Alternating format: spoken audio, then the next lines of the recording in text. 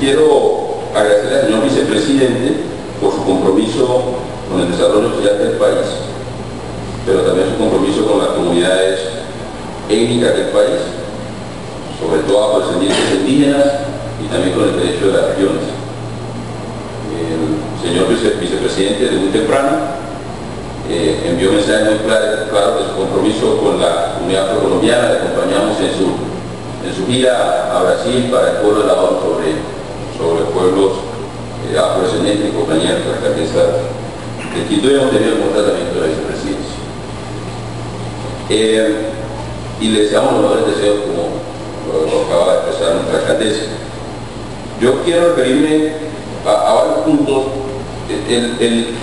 El primero, en términos de los cambios institucionales que está dando el país, en el marco de la política del gobierno nacional, pero también de la lucha de las regiones y de la lucha de los pueblos étnicos y de la lucha de las mujeres.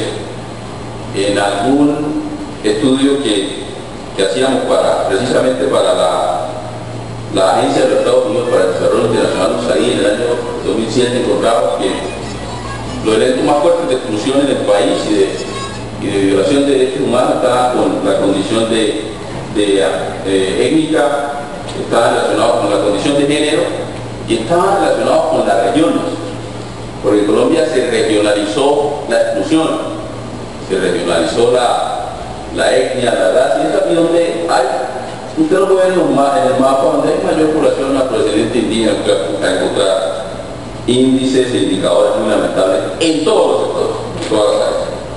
Pero el país está dando unos cambios institucionales importantes y yo tomé atenta nota de lo planteado por Gabriel Muyube, en el sentido de que la Constitución nos dio el mandato de construir un país como lo es, pluriétnico y multicultural, y no se han hecho las adecuaciones institucionales para construir ese país de tal manera, como lo manda la Constitución. Pero igualmente no se han definido las políticas públicas para poder avanzar en la construcción de ese país, como lo manda la Constitución. Y esa política pública tiene que llegar con dientes, con programas, con recursos y con instrumentos que permitan que esa política se implemente para que la protección de los derechos humanos se dé en la cotidianidad,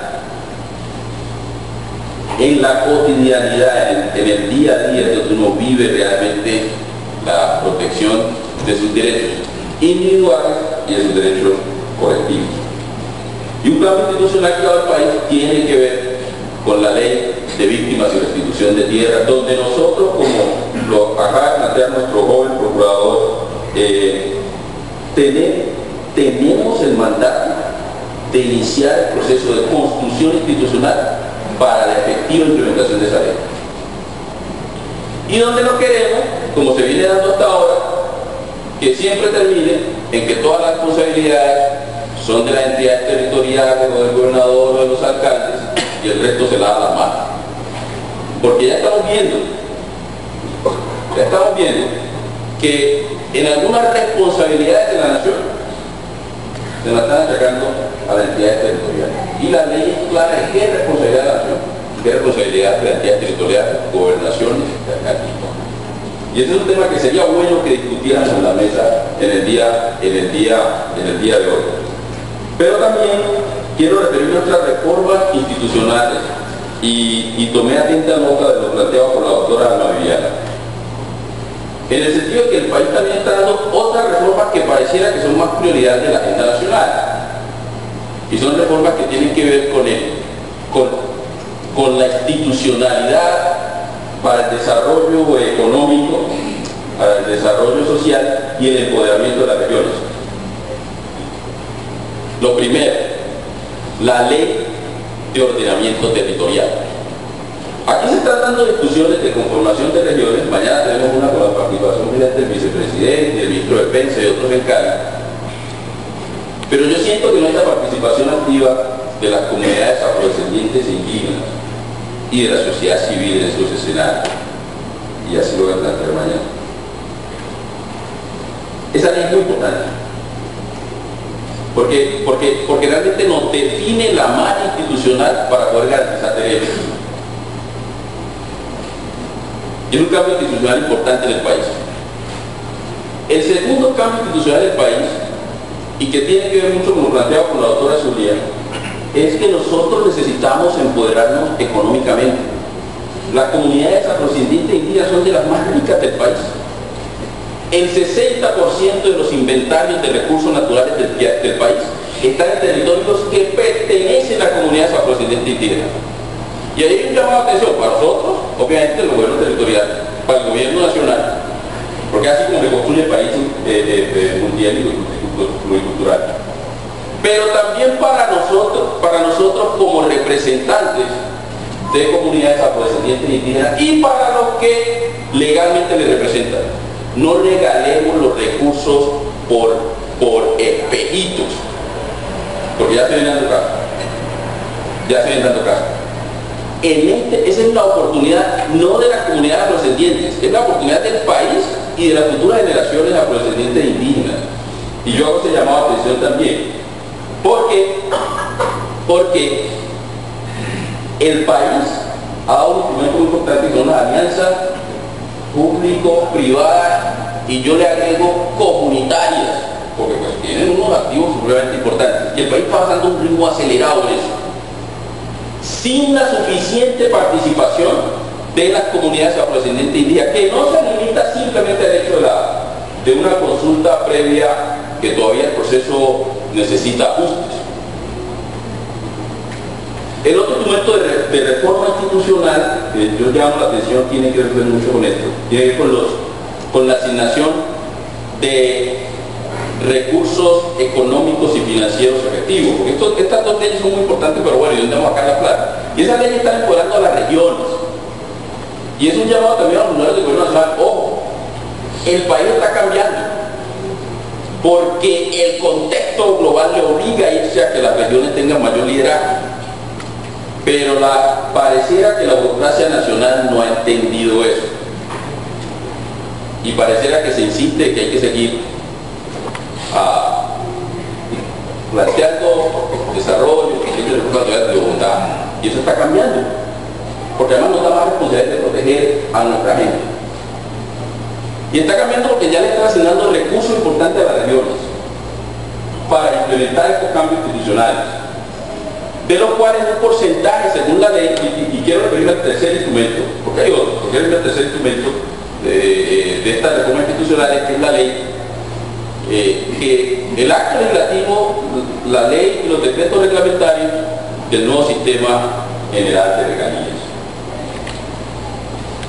Un porcentaje importante, creo que el 6%, tendría que confirmarlo con mis asesores, debe destinarse en áreas de comunidades indígenas a estas comunidades. Y no sentimos la suficiente participación de nuestra comunidad en esto, con excepción de Chocó. Nosotros somos ejemplo en eso, ya les voy a decir por qué. Entonces yo llamaría la atención de esas reformas institucionales, porque no quiero que nosotros, los que hemos venido trabajando en tema de derechos humanos y de cabildeo en derechos humanos, etcétera, etcétera, tengamos una isla que habla de derechos humanos y las diferentes generaciones de derechos humanos, cuando por acá la base material para garantizar esos derechos humanos en la cotidianidad no está realmente interactuando con nosotros. Y yo se lo digo porque he participado en escenarios nacional e internacional estos días, con discusiones con inversionistas, con mucha gente que para ellos el tema es un tema extranjero, es un tema, dice, bueno, ¿de qué estamos hablando? Y yo hablo de empresarios colombianos y extranjeros. Entonces yo creo que yo quisiera llamar la atención en ese punto. Y quiero citar que nosotros como gobernantes, que nos faltan 39 meses, tenemos que plantear cómo vamos a materializar esa protección de los derechos humanos, porque tenemos decisiones en nuestra mano. Y nosotros lo estamos haciendo a través del plan de desarrollo departamental Un Nuevo Chocó para Vivir. Y ahí, y yo quiero que nuestros visitantes conozcan, me excusa que vaya un poquito extenso, Pero yo creo que nuestros visitantes conozcan que en el Chocó hay unas luchas internas entre los que queremos un nuevo Chocó y queremos transformaciones y los que no. Y, podemos tomarlo de contexto, esto no es apolítico. Y que esos que no quieren transformaciones son los que se han aliado con los que han venido violando y ensangrentando.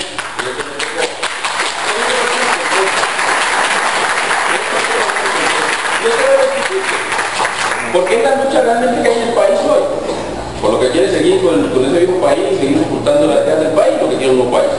Que sea más transparente, que sea más participativo, que construya realmente lo que dijo la Constitución del año 91. No podemos ver el ejercicio de Chocó aislado. Entonces nosotros en nuestro plan de desarrollo tenemos 5 líneas estratégicas. Una estrategia ética de un nuevo Chocó para ir con principios y valores. Una estrategia de seguridad integral, que vemos seguridad integral como seguridad humana, el concepto de seguridad humana, seguridad ambiental, el tema de salud, de educación, etcétera, pero también la seguridad vista desde la posibilidad de que el Estado garantice que nuestras poblaciones puedan vivir en paz, el papel de la fuerza pública en garantizar esa tranquilidad entre nuestra gente, que es un tema que también se debe discutir. Una estrategia de educación, una estrategia de infraestructura física. Realmente Chocó tiene muchas limitaciones de infraestructura para conectar, mucho que esté conectado, que sea funcional, que sea moderno. Y una estrategia de relaciones institucionales, de gobernabilidad. Nosotros planteamos que en el departamento de Chocó se le debe y se le tiene que dar espacio a la nueva institucionalidad. Y cuando hablamos de la nueva institucionalidad, es la institucionalidad de las comunidades afrodescendientes e indígenas, que hay un mandato de la Constitución. Nosotros formulamos un plan de desarrollo que con el liderazgo de nuestro asesor para esos temas, el doctor Freddy Lloreda, hicimos una consulta previa con los representantes de los pueblos indígenas y de los pueblos afrodescendientes en un tiempo récord de un día y medio, que estudiaron previamente los programas y llegamos a unos acuerdos de qué se iba a incluir en ese plan de desarrollo, que es cómo se garantizan derechos. Y lo que muestra es que se avanza en la consulta previa cuando hay confianza de los diferentes sectores que están participando en la consulta. Y por último, por eso quería referirme de nuevo al tema de fortalecimiento económico, porque yo sí creo que una política departamental del Chocó que alimente a la política nacional debe ser piloto y modelo de inclusión social y de empoderamiento de comunidades afrodescendientes e indígenas. Y debe incluir un marco novedoso de responsabilidad social, de responsabilidad ambiental del Estado y del sector privado, pero también de un nuevo concepto que está discutiendo mucho a nivel mundial, que es el concepto de valor agregado compartido. En el país, y el Chocó puede ser uno de esos departamentos, se va a generar una gran plusvalía en los próximos 10 años. Y debe existir un marco de política pública, al menos para el departamento del Chocó, de valor agregado compartido en esa plusvalía. No es un tema simplemente de consulta previa, es un tema que tiene varios elementos, y yo creo que esa política incluye varios elementos. El primero, obviamente, el fortalecimiento de la consulta previa, porque hay intentos de evitar la consulta previa. La consulta previa tiene unos logros, también hay unos desafíos, pero hay que revisarla, fortalecerla, pero no debilitarla. De una manera muy objetiva, donde del lado de los pueblos étnicos se reconozcan las fallas de la consulta, pero también del lado del Estado lleguemos a un buen mecanismo. Que no se muestre la consulta como el problema, el obstáculo para poder avanzar en el desarrollo económico y social del país y del departamento. Ese es un elemento que está en ese marco de política. El segundo es la participación de las comunidades a su voluntad, afrodescendientes e indígenas de los pueblos, en esa riqueza que se genera, o también la decisión de no participar en esos circuitos.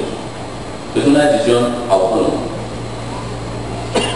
El otro elemento que yo quisiera plantear es el de igualdad de oportunidad, el de algún tipo de acción afirmativa para lo que tiene que ver con educación y con empleo.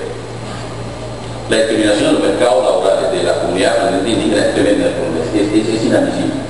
Pero igualmente el tema de educación, mire, aténdense que hoy tenemos a un grupo de estudiantes de la universidad, parándole al rector de la universidad, que es uno de los líderes más importantes que tengo en el departamento, porque cobran 3.000 pesos por la comida y es que cobran 1.000, y porque el transporte. Oiga, es que hay modelos en el mundo donde a los pueblos étnicos, a través de mecanismos de acción afirmativa, se le garantizan los derechos al estudio.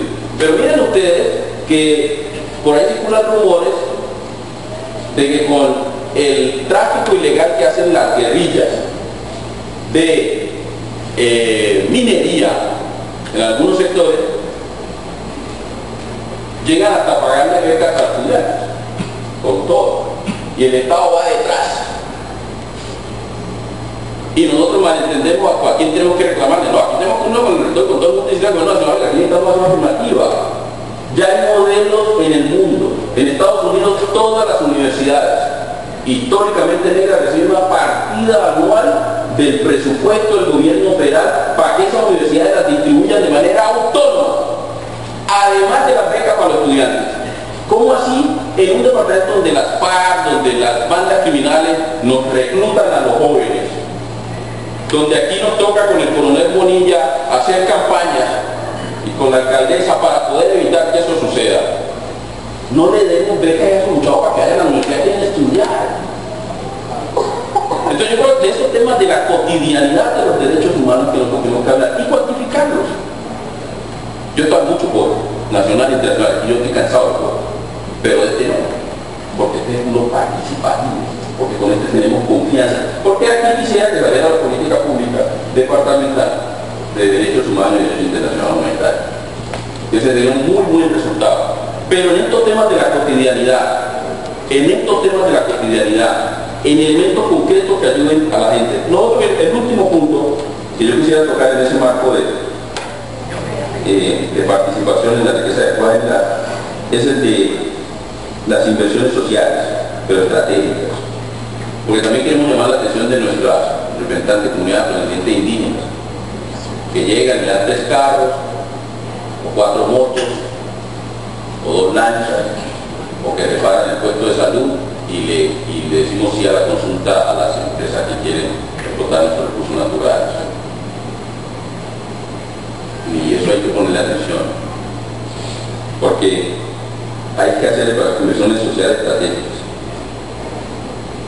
Obviamente a nivel comunitario, pero también a nivel municipal, subregional y también a nivel regional, para que realmente tengamos un marco de nuestra comunidad. Yo quería con esas preguntas, esas son más reflexiones. Yo creo que la tarea nuestra, como alcalde, nuestra alcaldesa, el gobernador en el Chocó, es ejecutar bien nuestro plan de desarrollo que permitan avanzar en la garantía de derechos, mirando lo estratégico de la formulación de una política pública y hacerlo de una manera muy transparente y de una manera muy participativa. Y eso de sí ya requiere, ya tiene muchos retos hacia el futuro. Muchas gracias y les deseo